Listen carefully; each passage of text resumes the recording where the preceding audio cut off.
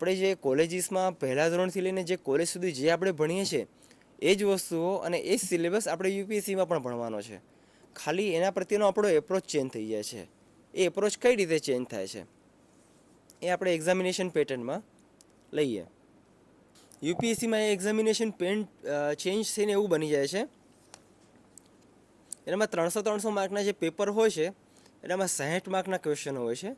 60 માર્કના question હોય એનો જવાબ તમારે 600 થી 700 શબ્દની વચ્ચે આપવાનો હોય છે. તો જેમ આપણે 20 માર્કના 5 હોય છે એનામાં 60 માર્કના 5 ક્વેશ્ચન નથી હોતા. યુનિવર્સિટીમાં આપણે 100 માર્કનું પેપર હોય છે, અહીંયા 300 માર્કનું હોય છે, પણ અહીં ખાલી 5 મોટા મોટા ક્વેશ્ચન નથી લખવાના. યુપીએસસી 60 માર્કના ક્વેશ્ચનની સાથે બીજા 20 માર્કના શોર્ટ નોટ્સ, એનામાં એવું હોય છે પહેલો અને પાંચમો ક્વેશ્ચન કમ્પલસરી, એટલે એનામાં 3 શોર્ટ નોટ્સ હોય છે. એટલે 20 માર્કની 3 શોર્ટ નોટ એટલે 20 × 3 એટલે 60 માર્ક્સ થયા. એવી 3 દુ 6 શોર્ટ નોટ અને 3 મોટા ક્વેશ્ચન. એટલે આપણી એક્ઝામિનેશન પેટર્ન કરતાં એ લોકોના માર્કિંગની પેટર્ન અલગ થઈ જાય છે. પછી જનરલ સ્ટડીઝનું પેપર જ્યારે હોય છે તેનામાં એ લોકો 15 માર્કના 4 ક્વેશ્ચન પૂછે છે ઘણીવાર. પછી 2 માર્કના ક્વેશ્ચન્સ પૂછે છે, 5 માર્કના અને 3 માર્કના બી ક્વેશ્ચન પૂછે છે. આનાથી સૌથી મોટો ફરક શું પડે છે કે તમે એક્ઝામમાં જ્યારે જાઓ ત્યારે કોઈ દાખલા તરીકે પહેલો ક્વેશ્ચન છે તો પહેલો ક્વેશ્ચન તમારે 200 એટલે 20 માર્કના લખવાના છે. પછી તરત બધા 2 માર્ક્સના આવી જાય, પછી પાછો 15 માર્કનો આવી જાય, પછી પાછો 3 માર્કનો આવી જાય. તમને મેં પેલી ક્વોલિટીઝ કીધી હતી પહેલી, મેન્ટલ એલર્ટનેસ. તમારે મેન્ટલી એલર્ટ રહેવું પડે કે આ 15 માર્કનો ક્વેશ્ચન છે એટલે મારે 150 શબ્દમાં લખવાનો છે, આ 2 માર્કનો છે એટલે મારે 20 શબ્દમાં લખવાનો છે. અને યુનિવર્સિટીમાં કેવું હોય છે, કોઈ વર્ડ લિમિટ આપણને કહેવામાં આવી નથી હોતી. યુપીએસસી સાથે આપણને વર્ડ લિમિટ આપે છે કે 15 માર્કનો ક્વેશ્ચન હોય તો તમારે 150 શબ્દમાં લખવાનો છે, 2 માર્કનો ક્વેશ્ચન હોય તો તમારે 20 શબ્દ કે એનાથી ઓછા શબ્દોમાં લખવાનો હોય છે. તો એટ એ ટાઈમ તમારી મેન્ટલ એલર્ટનેસ હોવી જોઈએ કે હા આ ક્વેશ્ચન છે તો હું 2 માર્કમાં લખું, આના પછીનો 3નો છે તો હું 30 શબ્દમાં લખું, એવી રીતે.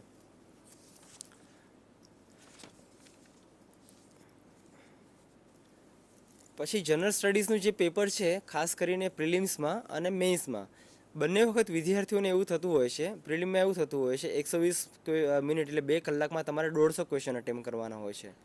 હવે એક્ઝામિનેશન પેટર્ન ચેન્જ થઈ છે એટલે તમારે 120 મિનિટમાં 200 ક્વેશ્ચન અટેમ્પ કરવાના આવ્યા. તો 120 મિનિટમાં 200 ક્વેશ્ચન જ્યારે અટેમ્પ કરવાના હોય તો સ્વાભાવિક છે તમારી પાસે સમય ખૂટવાનો છે.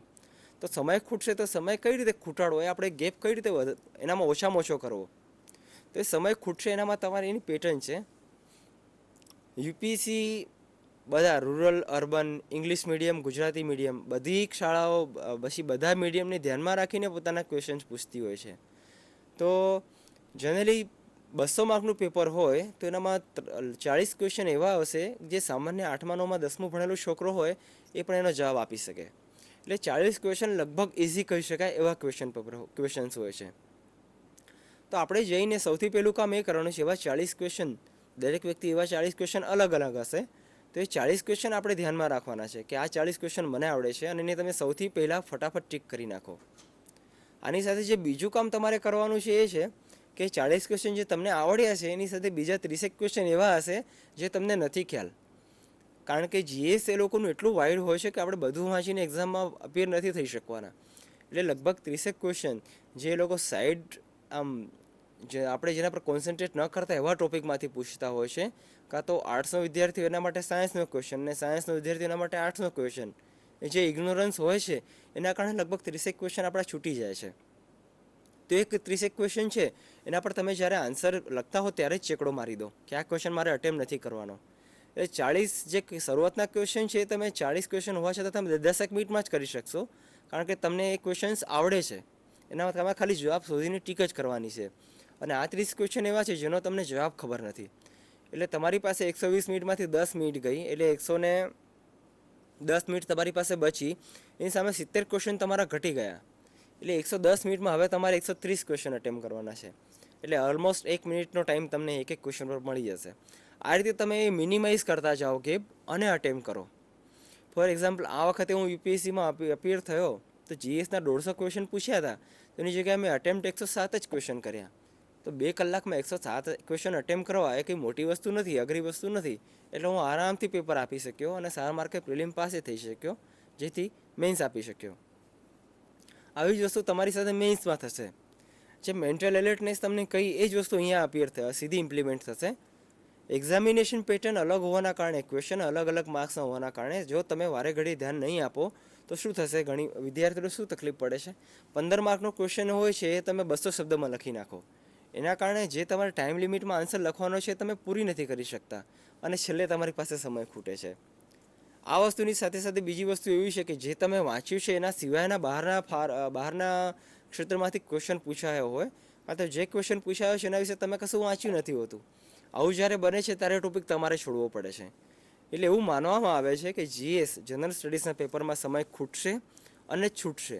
તો આપણે બી મેન્ટલ પ્રિપેરનેસ સાથે જવાનું છે, પણ એ ગેપ આપણે મિનિમાઇઝ કરવાનો છે. આ વખતના જનરલ સ્ટડીઝના પેપર 2માં 300 માર્કમાંથી ઘણા વિદ્યાર્થીઓને 150 માર્કનું છૂટી ગયું છે. આપણે પણ 150 માર્કનું છૂટી જાય એવા પ્રયત્ન નથી કરવાના. આપણે 150ની જગ્યાએ 50 માર્ક, 60 માર્ક જેટલું મિનિમાઇઝ થશે કે એટલું મિનિમાઇઝ કરવાનું છે. કારણ કે જેટલો ગેપ આપણે મિનિમાઇઝ કરશું એટલે આપણા પાસ થવાના અને સારી રેન્કે પાસ થવાના ચાન્સ વધશે. પછી તમે જાણો છો એવી રીતે યુપીએસસી 8 કે 9 જે જનરલ ઇન્ટરેસ્ટના સબ્જેક્ટ છે એનામાંથી જ ક્વેશ્ચન પૂછતી હોય છે. એટલે ઇતિહાસ છે, ભૂગોળ, જાહેર વહીવટ છે, પછી જનરલ મેન્ટલ એબિલિટી છે, સોશિયલ ઇસ્યુઝ છે, નેશનલ ઇસ્યુઝ, બાયોલિટરલ ઇસ્યુઝ અને ગણિતમાં જેને સામાન્ય ગણિત એટલે આંકડાશાસ્ત્ર કહીએ છીએ એ, અને ઇકોનોમિક્સ. આ 9 ટોપિકમાંથી જ ક્વેશ્ચન પૂછતી હોય છે. હવે દરેક વિદ્યાર્થીનો બેઝિક ટ્રેઇટ હોય છે. ફોર એક્ઝામ્પલ મારું હિસ્ટ્રી અને જિયોગ્રાફી સ્ટ્રોંગ છે, કોઈ વિદ્યાર્થીનું જાહેર વહીવટ અને ઇતિહાસ સ્ટ્રોંગ હોય, કોઈને ઇકોનોમિક્સ અને સાયન્સ સ્ટ્રોંગ હોય. તો આવી રીતે જે તમારો સ્ટ્રોંગ એરિયાઝ છે એ સ્ટ્રોંગ એરિયાઝ તમે વધારે સારી રીતે તૈયાર કરો. એવી તૈયારી સાથે આપણે એક્ઝામમાં જવાનું છે કે એ વિષયનો ક્વેશ્ચન પૂછાય તો તમે બીજા બધા કરતાં વધારે સારી રીતે અપિયર કરી શકો, વધારે સારી રીતે રિપ્રેઝન્ટ કરી શકો અને એ ક્વેશ્ચનનો કશું છૂટે નહીં એની તમારી તૈયારી હોવી જોઈએ. એટલે કોઈ એક સબ્જેક્ટ છે એ સબ્જેક્ટ તમારો સ્ટ્રોંગ હોવો જોઈએ.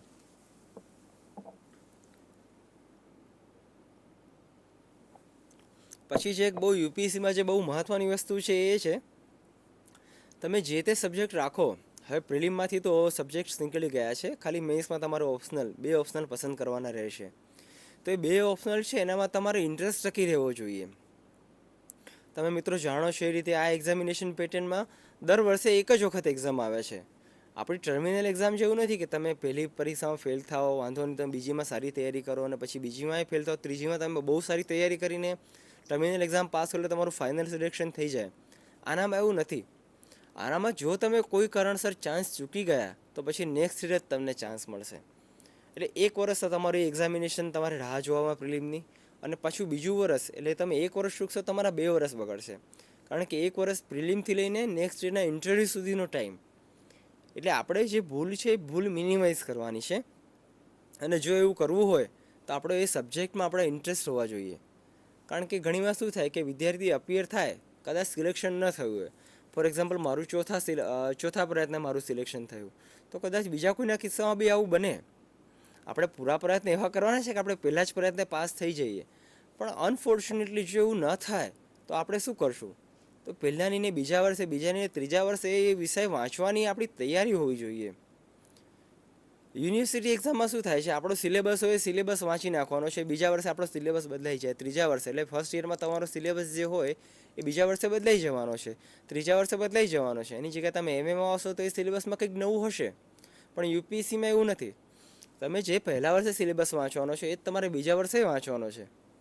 એટલે એ વિષયમાં તમારો ઇન્ટરેસ્ટ ટકી રહેવો જોઈએ.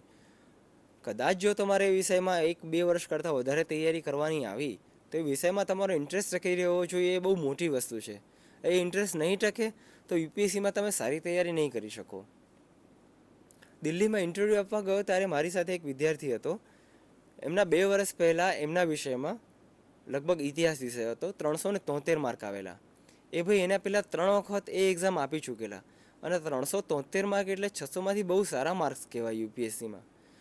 પણ એ 3-3.5 વર્ષ તૈયારી કર્યા પછી એમની રેન્ક થોડી બિલો આવી. એમને ગ્રુપ બી સર્વિસીસ મળી હતી યુપીએસસીમાં, એટલે લગભગ આઈઆઈએસ મળી હતી સમજી લો.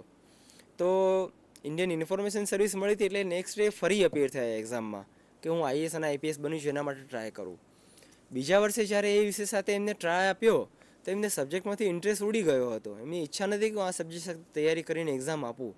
એના કારણે એક્ઝામમાં સારી રીતે પરફોર્મ ન કરી શક્યા, કારણ કે ઇન્ટરેસ્ટ નહોતો સબ્જેક્ટમાં એટલે વાંચી નહોતા શક્યા. તો એમના 373 પરથી 240 માર્ક આવી ગયા. હવે 133 માર્ક્સ ડાઉન થઈ ગયા એટલે શું થયું, એ ભાઈ બિચારા ઇન્ટરવ્યૂમાં પણ ન પહોંચી શક્યા.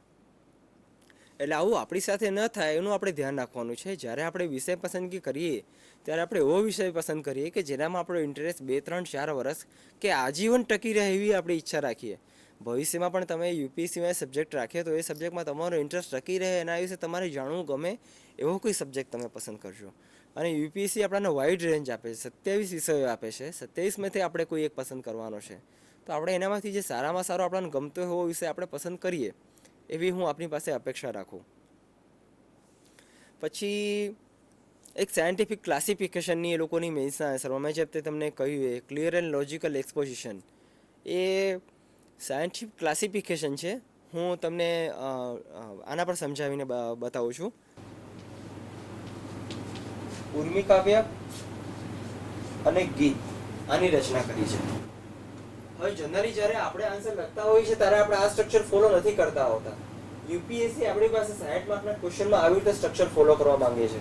તમે રાજેન્દ્ર શાહની કવિતા વિશે લખો તો પહેલા સ્વરૂપ વિશે દર્શાવો, સ્વરૂપમાં તમે પહેલા સોનેટ વિશે દર્શાવો, પછી ઉર્મી કાવ્ય, પછી ગીત.